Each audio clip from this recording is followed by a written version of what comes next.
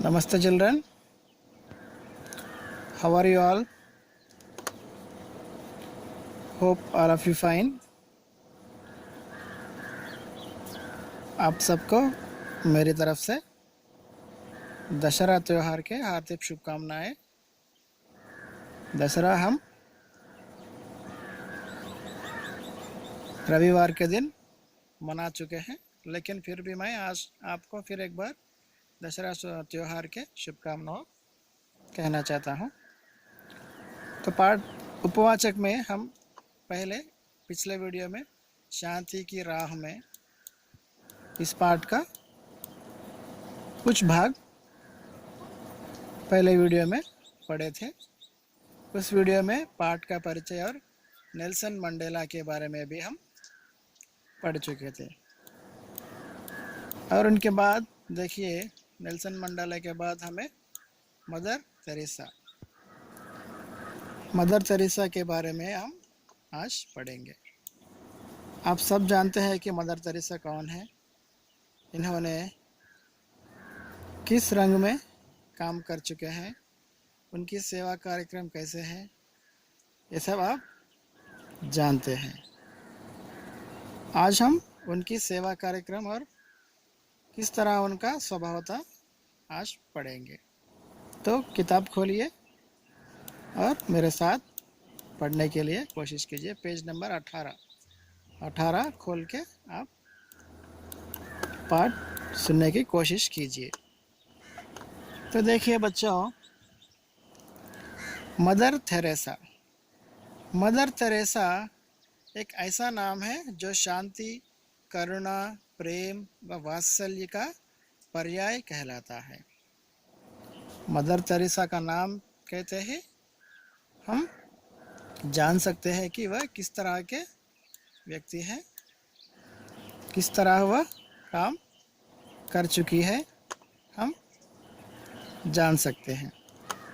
करुणा, शांति, करुणा, प्रेम व वात्सल्य का अगर रूप हो तो उन्हें हम मदर तेरेसा कह सकते हैं।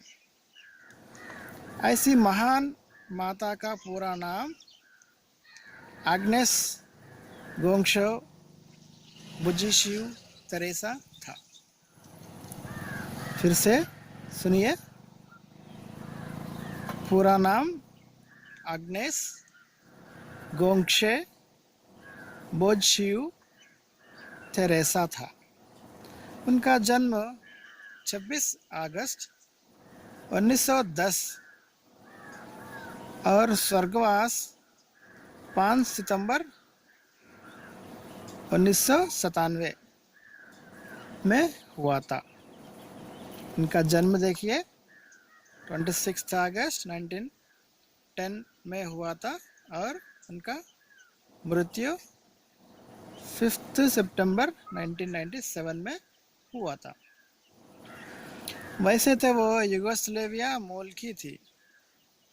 सब लोग जानते हैं कि मदर तेरेसा भारत के वासी हैं, लेकिन उनकी पैदाशी युगोस्लेविया में हुआ था। उनके पूर्वज भी वहाँ के थे।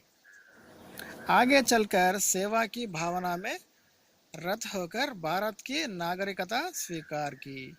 वे अपने सेवा कार्यक्रम में निमग्न होकर भारत में उनके सेवा कार्यक्रम करने शुरू किए थे और इसी दौरान वह भारत का पौरसत्व मीन्स नेशनैलिटी वह स्वीकार किया। ये भारतवासी नहीं है, लेकिन भारतवासी का क्या कहते हैं, नागरिकता, सिटीजनशिप वह स्वीकार किया। प्रारंभ में उन्होंने अध्यापिका के रूप में काम किया। मदर तेरेसा ने पहले अपना जीवन काल उनका काम अध्यापिका के रूप में उनका सेवा कार्यक्रम शुरू किए थे, किंतु उनका सपना कुछ और ही था। वे अनाथों, गरीबों और रोगियों की सेवा करना चाहती थी। अध्यापिका होने पर भी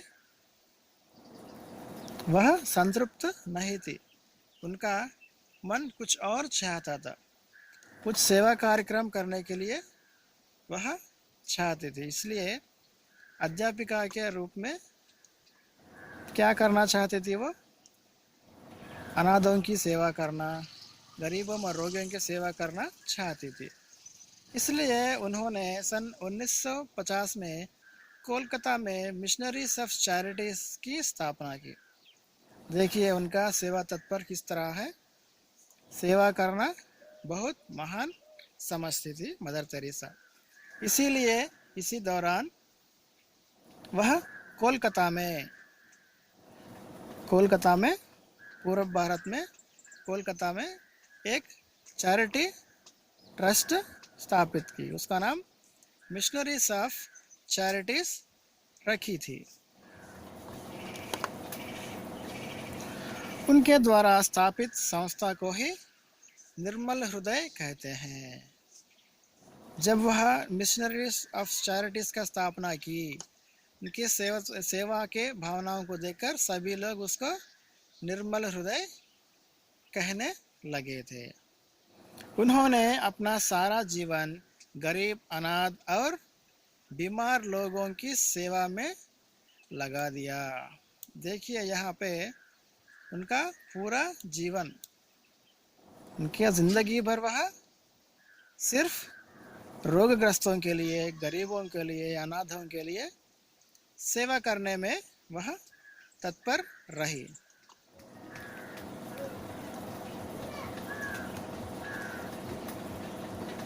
सन 1970 तक वे गरीबों और असहायों के लिए अपने मानवीय कार्यों के लिए प्रसिद्ध हो गई। सिर्फ 1970 तक वह असहायों के लिए, हेल्पलेस पीपल्स, असहायों मीन्स हेल्पलेस पीपल के लिए अपने मानवीय कार्यों मीन्स ह्यूमैनिटी कार्यक्रमों में प्रसिद्ध हो गई। इसी कार्यक्रम, अगर कोई गरीबों की सहायता करता है, कौन कर रहा है, इस तरह पूछा गया तो पहले हम मदर तेरेसा का नाम ले सकते हैं। उनकी तरह आज तक कोई भी सेवा नहीं कर चुके हैं। 1979 में देखिए 1997 में उन्हें नोबेल पुरस्कार, 1979 में नोबेल पुरस्कार, सन 1980 में 1980 में भारत रत्न पुरस्कार से सम्मानित किया गया।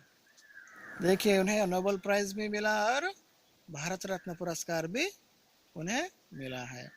उन्होंने खतने से कहीं करने को अधिक महत्व दिया। उन्होंने खतने से कहीं करने को अधिक महत्व दिया। वे कहते थे, हमेशा कहते थे कि प्रार्थना करने वाले होठों से सहायता करने वाले हाथ कहीं काफ़ी है। Helping hands are better than praying lips. इस तरह की बातें वह हमेशा कहते थे और उसी को ही वह मानती थी। इसीलिए वे हमेशा कहा करते थे, देखिए यहाँ पे, प्रार्थना करने वाले होठों से सहायता करने वाले हाथ काफ़ी अच्छे हैं। प्रार्थना करने वाले होठों मीन्स प्रेइंग लिप्स से सहायता करने वाले हाथ काफ़ी अच्छे हैं। Helping hands are better than praying lips. वे इसी को मानते थे। मातृमूर्ति करुणामयी मदर तेरेसा ने अपने जीवन में यह साबित कर दिखाया है कि मानव सेवा ही माधव सेवा है। परोपकार के पथ पर चलने वालों को ही वास्तविक जीवन मिलता है। इसलिए वह कहती मातृमूर्ति करुणामयी मदर तेरेसा ने अपने जीवन में यह साबित कर दिखाया। शी प्रूवन दैट, मातृमूर्ति एंड करुणामयी मदर तेरेसा ने यह साबित किया है। शी इज प्रूवन दैट मानव सेवा ही माधव सेवा है। मानव को सेवा करने से हमें भगवान की सेवा मिल सकता है, इस तरह वे कहती थी। परोपकार के पथ पर चलने वालों को ही वास्तविक जीवन मिलता है। जो हमेशा उपकार करता है, पर लोगों की उपकार करता है, उनका जीवन ही सही जीवन कहलाता है। इस तरह मदर तेरेसा हमेशा कहती थी। आज वे हमारे बीच नहीं रही, किंतु उनके महान विचार, उत्कृष्ट कार्य और श्रेष्ठ परोपकारी गुण आज भी एक दिव्य ज्योति के रूप में हमें वास्तविक जीवन बिताने की राह दिखाते हैं।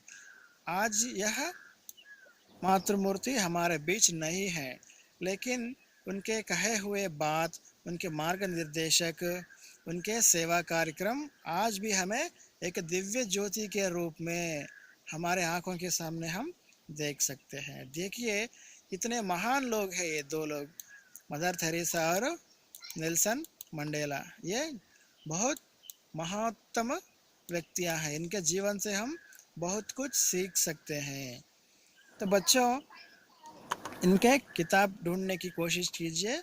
अगर नहीं मिले तो इंटरनेट पे ब्राउज करके इनके बारे में और कुछ ज़्यादा पढ़ने की कोशिश कीजिए। यहाँ पर बहुत कम दिए हुए हैं, लेकिन इस तरह के लोग हमें बहुत सारे लोग मिलते हैं। जैसे गांधी जी, वे भी शांति के नाम पे ही काम करते थे। इस तरह बहुत सारे हमें लोग मिलते हैं। उनके जीवन कार्यक्रम किस तरह है, उन कार्यक्रमों को, उन कामों को पढ़ने के लिए कोशिश कीजिए, और हो सके तो उनके बातों को पढ़ाने के लिए, यानी कि उनकी बातों को अपनाने के लिए आप कोशिश कीजिए। तो यह था मदर तेरेसा के बारे में। उसके नीचे कुछ प्रश्न है, यहाँ पे देखिए। शांति की परिभाषा क्या हो सकती है, अपने शब्दों में बताइए। शांति की परिभाषा क्या है, शांति किसे कहते हैं, अपने ओन सेंटेंस में आप लिखिए। नेल्सन मंडेला के जीवन से हमें क्या संदेश मिलता है। नेल्सन मंडेला के जीवन काल हम पढ़ चुके हैं, उनके जीवन से हमें क्या संदेश मिलता है, आप लिखिए। मदर तेरेसा ने अपने जीवन में क्या सिद्ध कर दिखाया है। मदर तेरेसा अपने कामों से क्या साबित किया है, आप लिखिए। प्रार्थना करने वाले होठों से कहीं अच्छे सहायता करने वाले हाथ हैं। पंक्ति का भाव स्पष्ट कीजिए, इसका अर्थ लिखिए। इस पंक्ति को विस्तृत रूप में लिखकर उसे जवाब रूप में लिखिए। तो यह था बच्चों आज का पाठ, और अगले वीडियो में मैं आपको कण कण का अधिकारी डॉक्टर रामधारी सिंह दिनकर की रचना है, इस पाठ के बारे में आपको मैं समझा देता हूँ। उससे पहले आप इस पाठ को पढ़िए, कुछ कठिन शब्द